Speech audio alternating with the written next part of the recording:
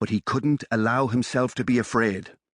His mother was gone, sacrificing herself to save him and his sisters only hours after Cavan had slaughtered their father. He could barely see his father in his mind's eye. Too often needed the help of the fire to find that image. The tall and proud Dahi, the Cianafine with his bright hair and ready laugh. But he had only to close his eyes to see his mother, pale as the death to come, standing in front of the cabin in the woods on that misted morning while he rode away with his sisters, grief in his heart, fresh, hot power in his blood. He was a boy no longer from that morning, but one of the three, a dark witch, bound by blood and oath to destroy what even his mother could not. Part of him wanted only to begin, to end this time in Galway on their cousin's farm where the cock crowed of a morning and the sheep bleated in the fields.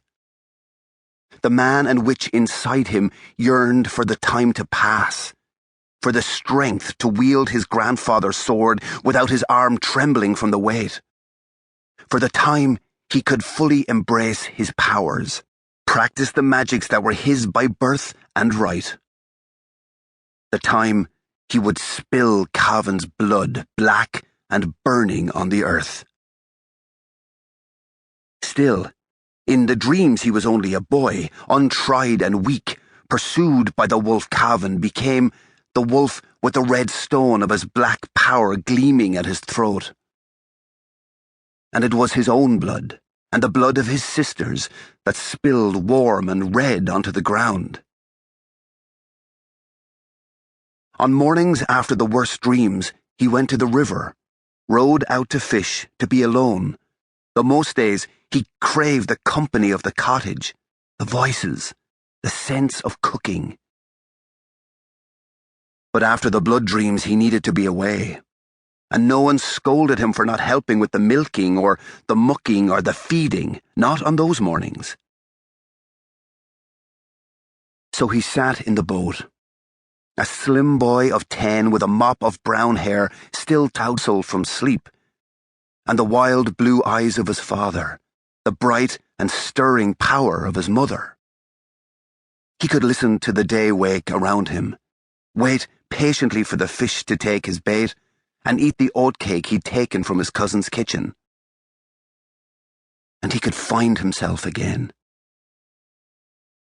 The river, the quiet, the gentle rock of the boat reminded him of the last truly happy day he'd had with his mother and sisters.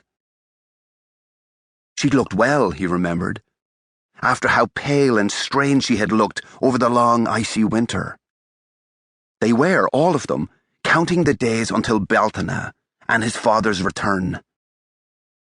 They'd sit around the fire then, so Eamon had thought, eating cakes and tea sweetened with honey while they listened to his father's tales of the raids and the hunting. They would feast, so he had thought, and his mother would be well again.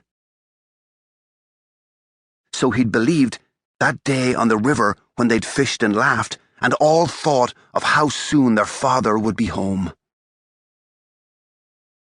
But he'd never come, for Cavan had used his dark magics to slay Dahi the Brave, and Sorka, the dark witch, even though she'd burned him to ash, he'd killed her. Killed her, and somehow still existed. Eamon knew it from the dreams, from the prickle down his spine, saw the truth of it in the eyes of his sisters. But he had that day, that bright spring day on the river to remember. Even as a fish tugged on his line, his mind travelled back, and he saw himself at 5 years bringing a shining fish from the dark river. Felt that same sense of pride now. Eilish will be pleased. His mother smiled at him as he slid the fish into the pail of water to hold it fresh. His great need brought her to him, gave him comfort.